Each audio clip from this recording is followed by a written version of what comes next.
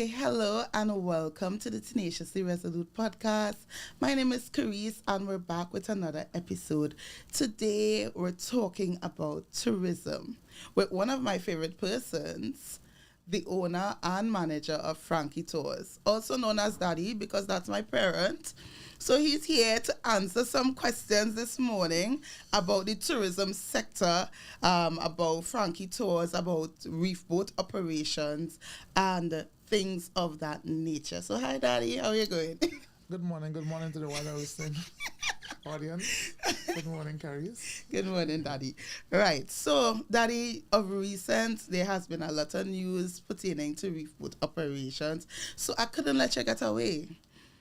You couldn't get away. So you had to come to the studio to tell us about how come tourism and reef tour operation became such a popular thing, and how did you find yourself into the tourism field? So we'll start with how did you find your way into the tourism field? All right. To be honest with you, I actually found my way into the tourism field purely by accident.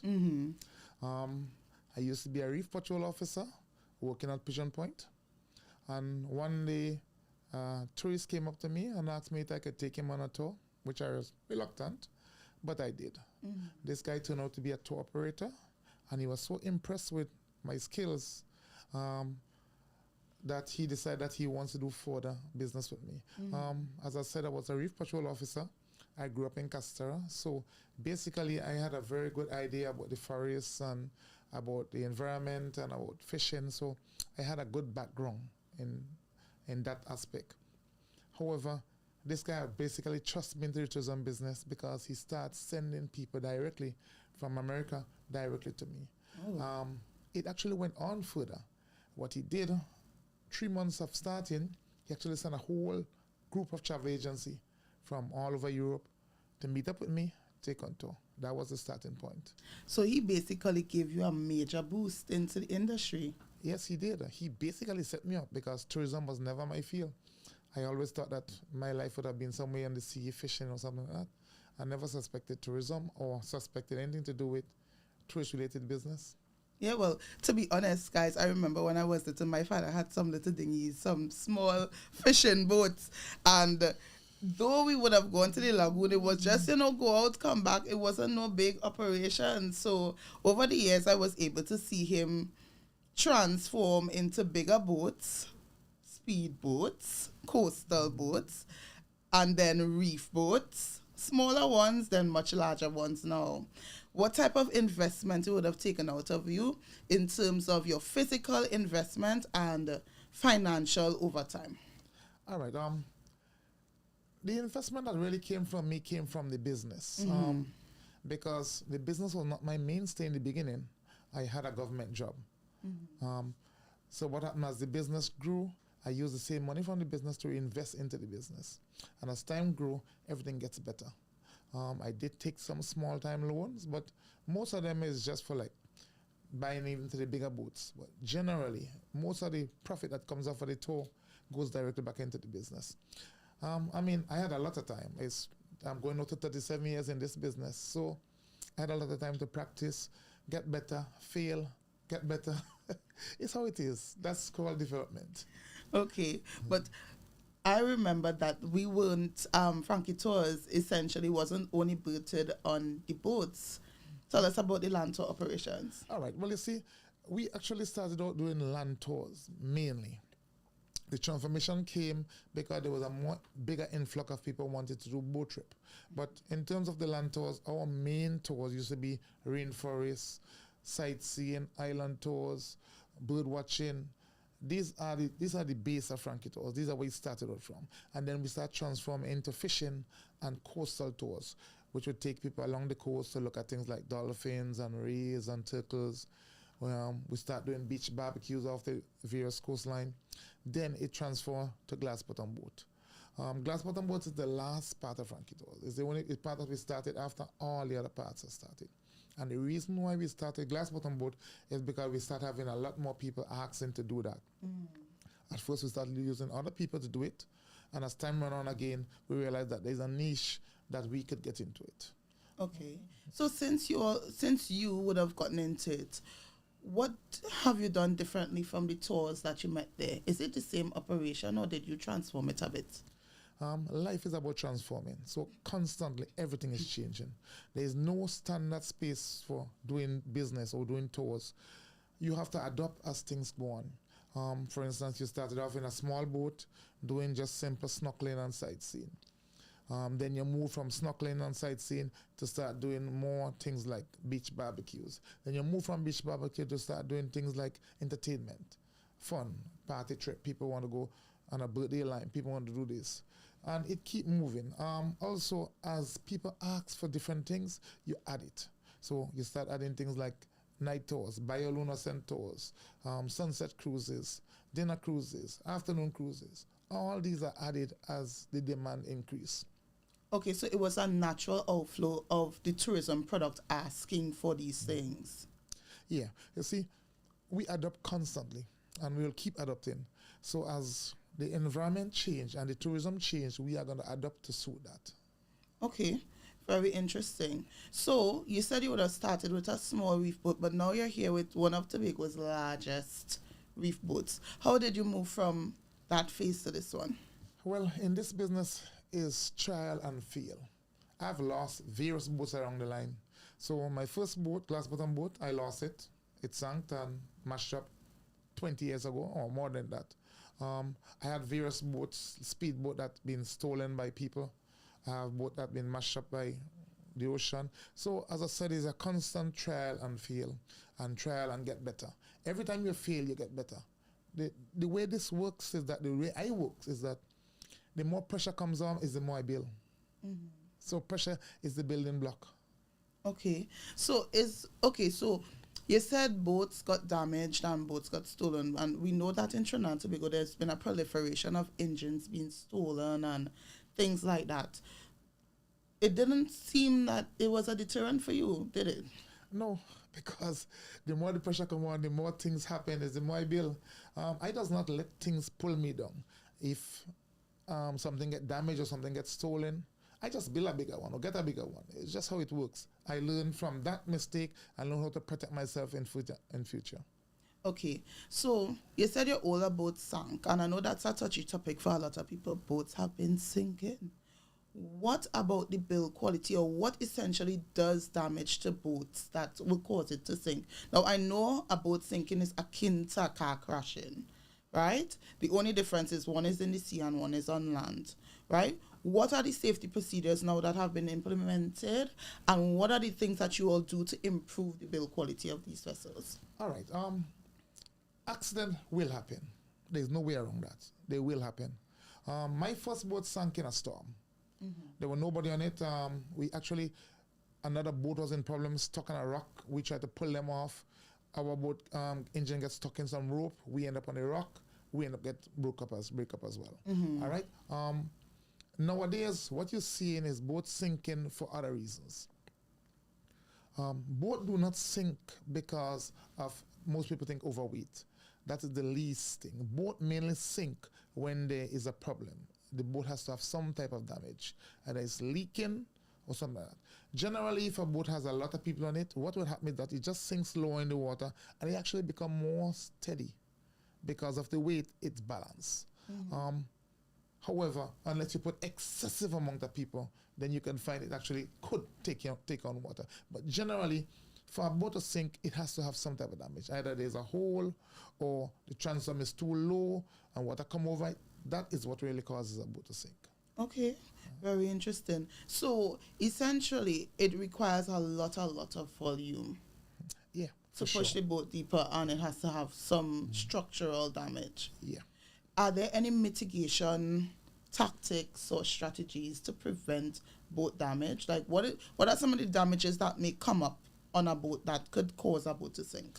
All right. Because we operate in very shallow waters, mm-hmm. You can hit a reef, you can hit a rock.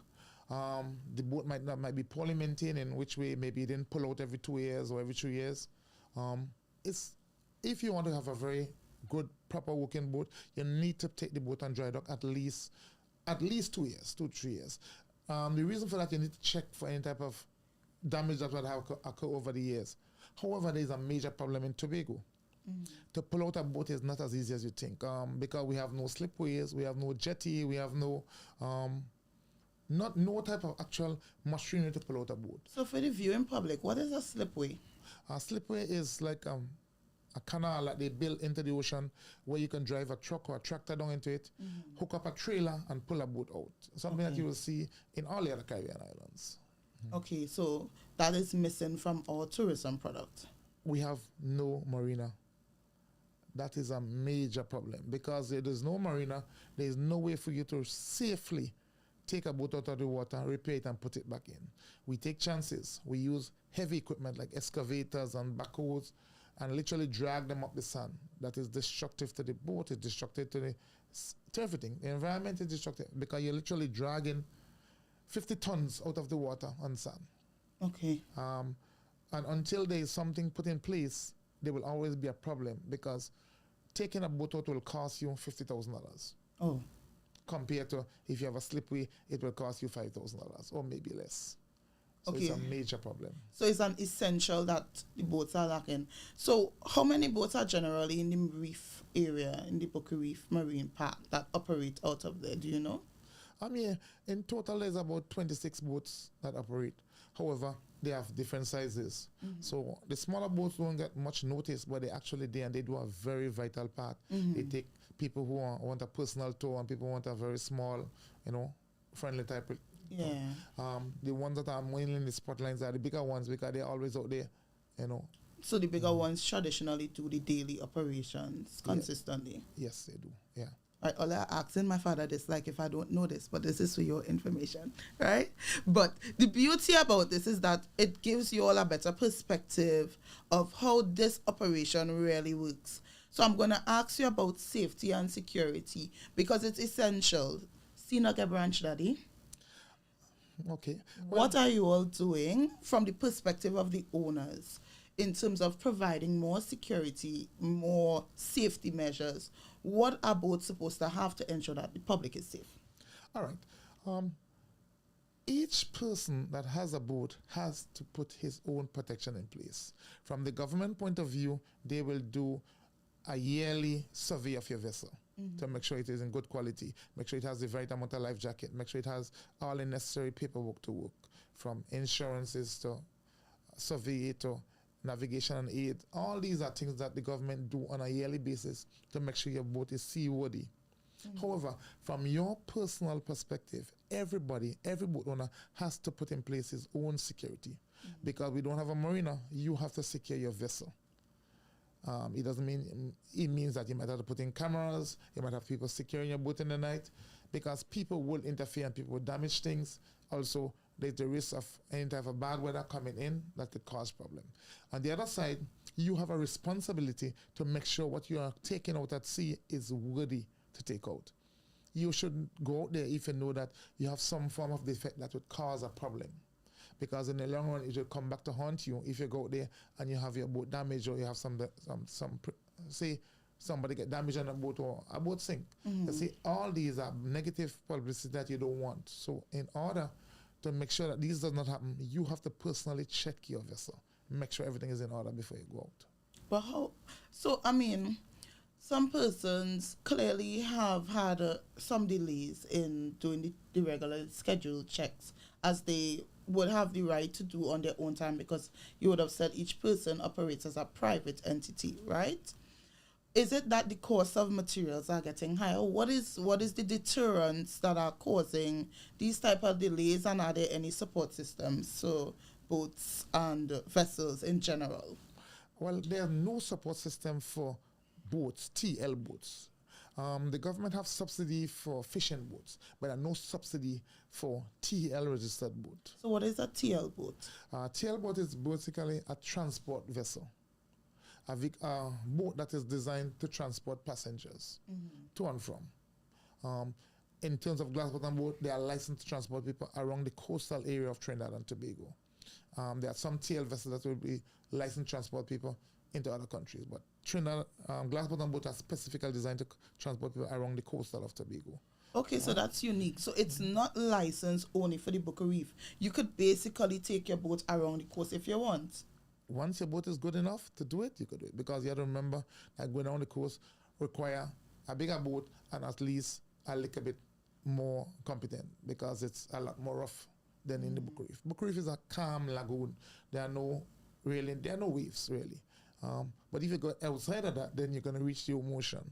Okay, so though it said it is a reef boat, it is not just a boat for the reef. It is a coastal operated vessel. Yes, you can use it to do other things besides the glass bottom, besides being in Book Reef. Okay, all right, that's quite interesting.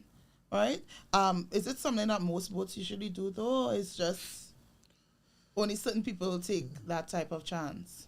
Well, basically, it's only we does it. We are the only person that take our boats outside of the Book Reef and go all up to, like as I said, Charlottesville or Castor or whatever. Generally, most of the boats stay within the Book Reef because that's a safety net. That's why it's actually calm and easy to handle. Outside of that, it becomes a little bit more technical. Okay, so we deviated. So essentially, I was asking you pertaining to the expenditure in terms of maintenance. Are there any costs that have started to soar over the years? Because you've been doing this for quite a while now, so you would have been able to track the expenses over time. What are some of the things that are more expensive from then to now? Everything in the marine space is a lot more expensive.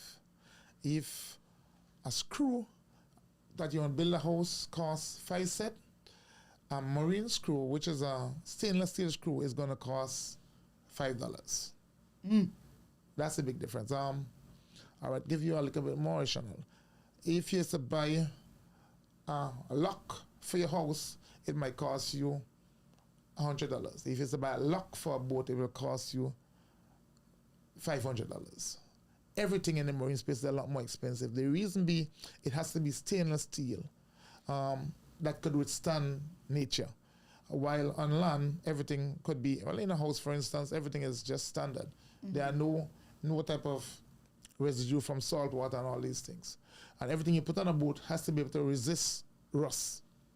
So that's why it's a lot more expensive. Plus, the material we use and the paint we use is a marine-based paint. So in other words, the paint could survive in water without any type of pollution and without any type of degradation. You understand? So everything you use on a house is going to cost a fraction of what you use on a boat.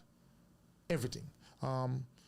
We use something that you call fiberglass. I don't know if you know what it is. It's a compound where you mix a liquid with a kind of mat, and that makes a compost position that is extremely durable and strong. That is extremely expensive. One drum of that would cost you like $20,000. And you need, if you have to build a boat, you might need about 200 of those. Yes, that's so expensive. it's not a cheap build whatsoever. So if you're seeing a pretty large reef boat, the cost could flare up. Oh yeah, for sure. You're not going to build one for anything close. The money you'll spend to build a glass bottom boat, you'll build 2 houses. Yeah. Wow. So for the persons that may be interested in entering the sector, so likely they may start off with something smaller. Yeah. What is the general cost of trying to get a reef boat from land to shore in terms of the expenditure? What are you looking like from the engine to the decking out in terms of the life jackets and the lock nuts to secure the engine and the everything, the structural built? What you're looking at in terms of output? All right, let me start with a very small boat. Let me talk with something that maybe 30 feet or 40 feet in size. Minimum cost for that might be $1 million minimum, because just to build alone would cost you maybe 700,000-800,000. Then the equipment is needed. One boat engine, say we use a small boat engine, a 75, would cost you about $75,000. If you go bigger, of course, it's going to cost you a lot more. All right, and you will need that type of power to power a boat that would take, say, 50 passengers, and you'll need 2. All right, and then you need all the equipment that goes with that: steering wheel, hem, cables, all the different hydraulic systems that you will need. Beyond that, you'll need all the basic supply, from life jackets to life rings to flares to, there's a whole lot of other things that goes in there that you don't see. And then operational costs was going to skyrocket, because in the beginning, you have to get everything from scratch. Yeah. So it's not essentially easy for a Tobagonian to enter into the space and survive. Because given what we currently know as a person that may be working in a government job, you may be working for minimum wage or a little over it, so 25 to probably 35. To save to get into the market with a boat is not an easy task. No, and I wouldn't recommend it, because if you don't know what you're doing, you're going to lose your investment in one day, because it's complicated. If you don't know anything about sea or you don't know anything about boating, don't get into boating. It's just that you're going to risk your life, you're going to risk the life of other people. So it's not something that you could just get up and decide, oh, I'm going to go get a boat. No. You have to do a lot of training. You have to go to sea, learn how it works, learn how the system works before you even think about doing that. Nobody would, no, I don't even think people in their right mind is going to just get up and decide that they're going to go buy a boat, not even a fishing boat. You have to do a lot of onshore practice before, and you have to do a lot of NC. You can do different type of courses that would help you along the line, but you need physical course. You need to be there. You need the experience, yeah. ideally. Yeah. All right, so I know in Tobago a lot of our coastal or fisher folk, they tend to have a lot of experience on the sea, right? But I'm hearing a lot of discussions pertaining to captaining and captain licenses, which requires some educational training. Is it that available to the public?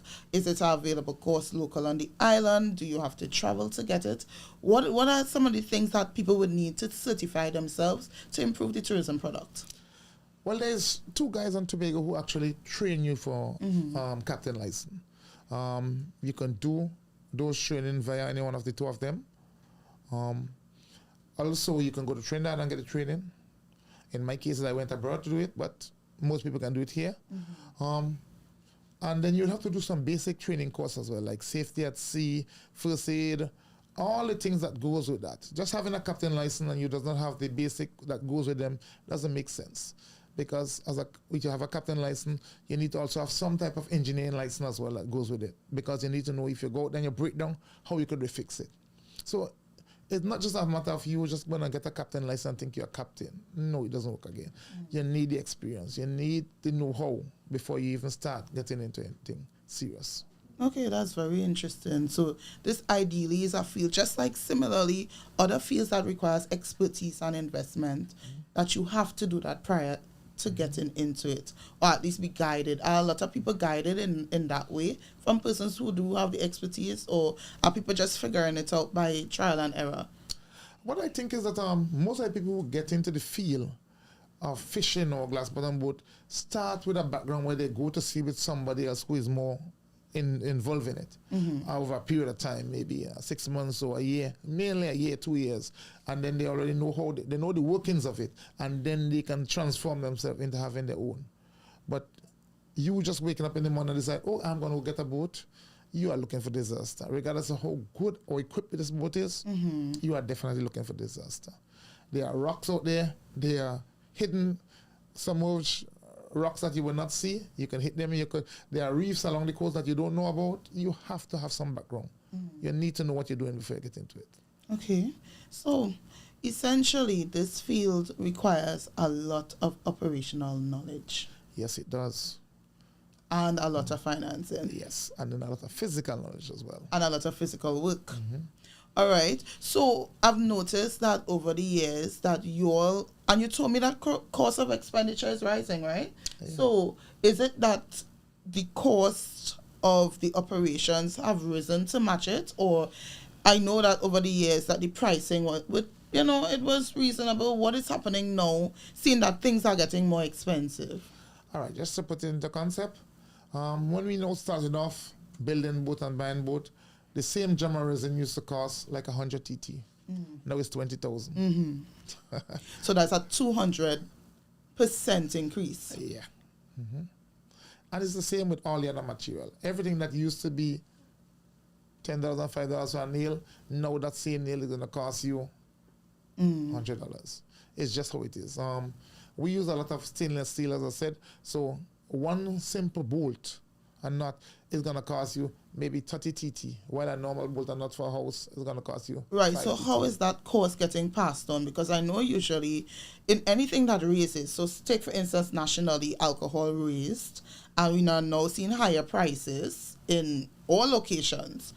Was this cost passed on, or were you all able to hold it back? What are you all doing? We generally observe price raises. The reason being is that the way I work is that I believe in control and not just constantly, not just raising the price. Because if you to raise the price constantly, it's going to become out of the reach of the people we market. Mm-hmm. The people we market is normally people from Trinidad and Tobago. Mm-hmm. So if the price of the go to the Bucharest is 150 TT, if it's to rise that to say 200 TT, then what you're doing is that you're going to put off people who wanted to go from going. Mm-hmm. And the people who still will come and fight you to pay 150 because they just don't have the money in some cases, or they don't want to spend the money in some cases. Mm-hmm. The thing about it, balance. You have to be able to balance your economics with the people. You don't want to push them off or put them off. You want them to be able to come out and enjoy themselves and hope that they return with their friends and their family.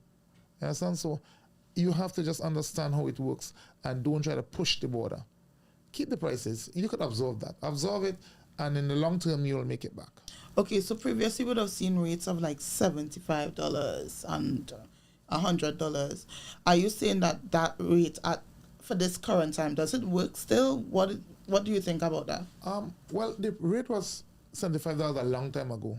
We passed over that a long time. The price of the Bucharest is 150 cents 2 years now. But again, we observe the price. You know, sometimes somebody might come with $100. You're not going to turn them away unless, there's some reason for it. But generally, you can try to observe the price. The price, as we know, is 150. We try to maintain that as much as possible.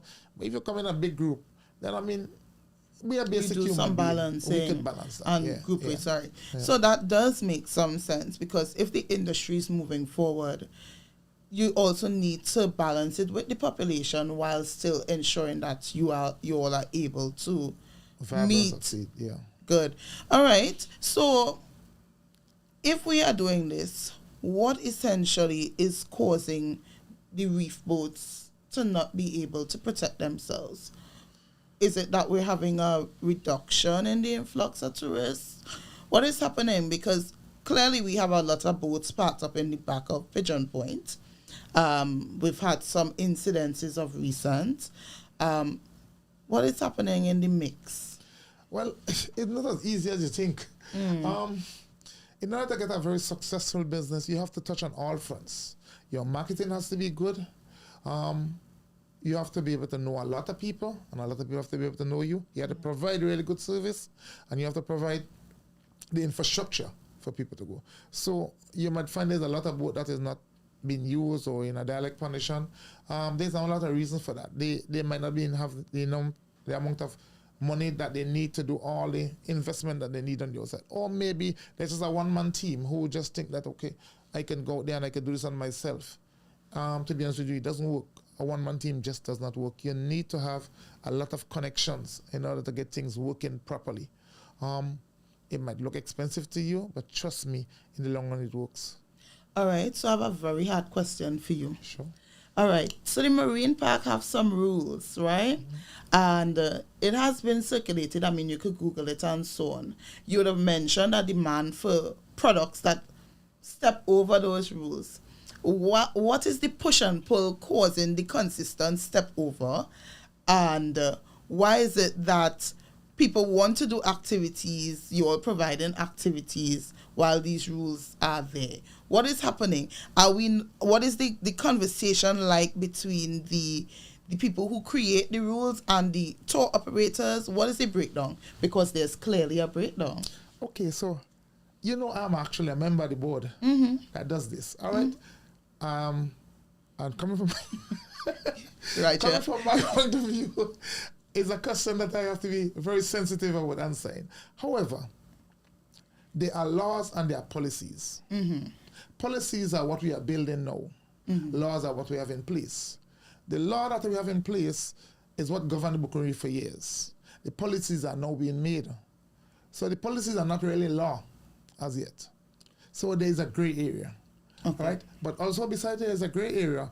You have to put into the perspective that you don't want to push the boundaries too far. There are some tours that has to be done in the night, like Bayalona Ascent, Sunset Cruise, Evening Cruise. They have to be done at night. In terms of the parties, what I try to do is limit how much they go into the Book Reef area. If you go into the Book Reef, the place that you will really go to is either an island pools or no man's land. To be honest with you, there are no actually damages done to the reef because you're far from the reef. And what we have put into place is that if we're doing these trips, we most likely have lifeguard with us, some type of security with us, somebody who will make sure to clean up the environment afterward.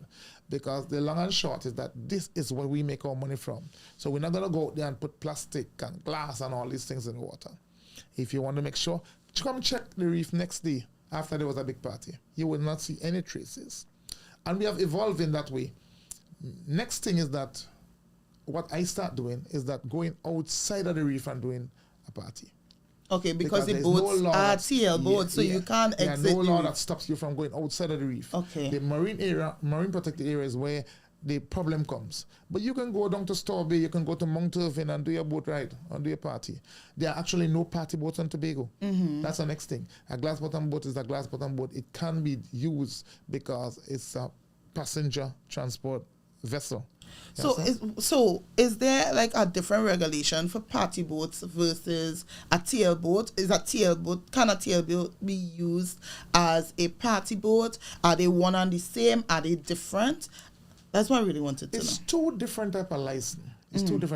But it can be used. There's no law that stops you from because a party can be classified into many different areas. All right, let me break this down a little for you. If somebody's just going to have a birthday line, it's a party, all right? But then again, it's a birthday line. So they can go on any boat and just have their little line and enjoy themselves, and it's not really classified as a really big party. When it really classified as a huge party is when they are countless DJs and they are well advertised and all these type of things. That's where the different changes. But people have a lot of parties that are they're simple lime, but they are parties.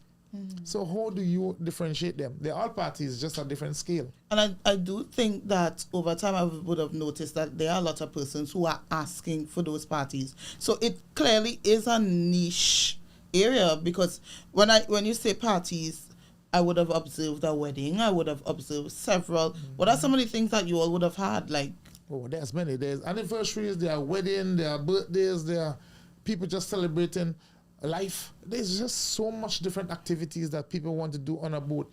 People just come up with the idea, okay, here, let's go for a nice little line this evening. Go on a sunset cruise. Technically, it's a party because once there's music and there's alcohol, it is a party. The thing is that you have to control how much you do or how much you add to it as you go along. You don't want to step over the bounds. You don't want to get step over the bounds of the authority, but at the same time, you want people to enjoy themselves. You have to remember Tobago is a destination for entertainment. It's a tourism destination. If you go too far to the left, which means you said, okay, no music, no alcohol, then you pushes the people away. Because they're not going to come here if they come in here just to go on sit on the beach or sit in a hotel. They need some type of entertainment. But at the other side of that, you don't want to push too hard because if you push too hard, then you could have a negative impact to the reef. You could have, for instance, you could have pollution added to the reef. Although I have to add to you, glass bottom boat is the least polluter of the Book Reef. The main pollutant come from land-based sources. Expound on that for me, please. Okay, let me explain for you. Golf course, sewer, all these run into the ocean. So people who live in Canaan, Bonaccord, Cambay, Mount Pleasant, Bethel, Buku, Mount Irving, all of these wastewater that comes out of their houses and out of their everything, from a man who have a garage on the side of the street, runs into the Book Reef at some place and time. They might go into the mangrove area. The mangrove will help to dilute some of that pollution and chemical. As a filter, it's a natural filter, but eventually ends up into the water. So what you get is that you get a lot of seagrass boom. They start growing in a vast quantities and they will cover any part of the reef, including the nylon pool. That's why from time to time you have to go out there and literally dig out some of the seagrass. The seagrass, because the seagrass the algae, it have been growing over the years. The algae that it makes a boom. It's like you put in fertilizer on grass, and that is all coming from land base. If you look at a glass bottom boat, they have very minimum impact. The water that would pollute the ocean more were those that are two-stroke engine, because two-stroke dump the remaining of gas and oil into the water.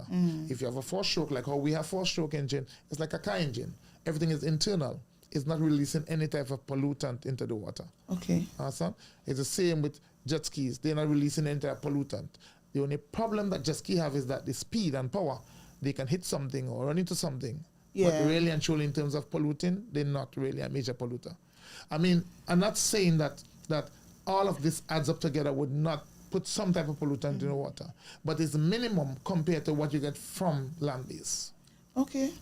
Oh, that is quite a take. So the EMA and all that, and those stakeholders would have that real sense data as to how bad it would be? Well, the nice thing about this is that I work for the department. I've worked for the department for 21 years. So I used to be one of the guys who was there putting transact line into the ocean and testing the water quality and all that. And that was like years ago? Yeah. So what I'm talking about, I'm not just talking fiction, I'm talking facts. I have done that job for over 21 years. So I know the process. I know the scientific process. I know the physical process. And I'm a tour operator. I have been through all the section. It's come like if I started as a child and grew up in this environment. Okay. So from the perspective of the big bad Frankie Tours that you operate and people have grown to love, where do you think that you could improve? Where do you think that you could improve the company? Because people often come to you. They come from all media houses to interview you, to ask you questions, because clearly you have the know-how and some knowledge pertaining to how to do this the right way. So starting with yourself, where do you think that you can improve?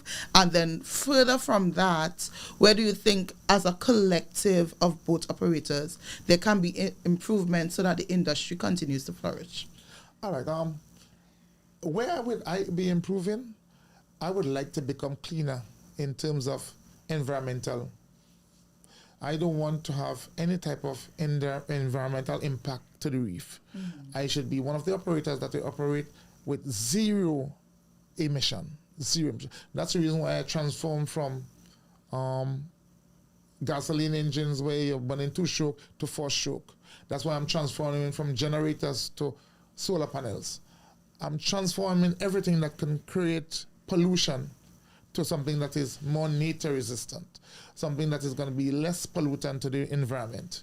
So I would like to see all the other operators do the same. It's expensive, but in order for we to preserve what we have, we need to do this. I mean, I know from my point of view, it might be a little bit more easier, but for most of them, this is a very long, hard jump. And if the government could intervene and help them to do that, that would be a positive for them. Yeah. All right. Also, I would like the government to do some more interjection into the system. And like I was saying before, we need something to maintain our boat safely. We need a marina. We need something that could help liquidate the problem where boats is going out there and they damage or they have problems and they can't pull it up, they can't repair it. Present day, we are diving underwater and literally welding boats underneath the water. Why this should be done on land. Yeah. We have to use various different chemicals that could actually work underwater to stop leaks. Excuse me. You understand? These things should not be done in the water. They actually should be done on land. But we have to make use of what we have now. Understand? In order to maintain safety and a good standard. All right. Very beautiful. Daddy, thank you for coming on the podcast. That was quite an earful and that was a lot of knowledge. Some of it I knew, some of it I definitely did not know. And I know I've seen you in many interviews, but I learned a lot from today's interaction. Y'all think I should bring him to the studio more often, and pick his brain in public. I do it so privately, but it's important for the public to know about these type of operations because they clearly love coming out to the Buku Reef, right? So, thank you all for viewing this week. Daddy, a.k.a. Frankie, for all your right? Frankie, thank you for your contributions. And guys, that's a wrap for this week's episode of the podcast. See you all next week. Bye-bye. Welcome to the Tenaciously Resolute Podcast.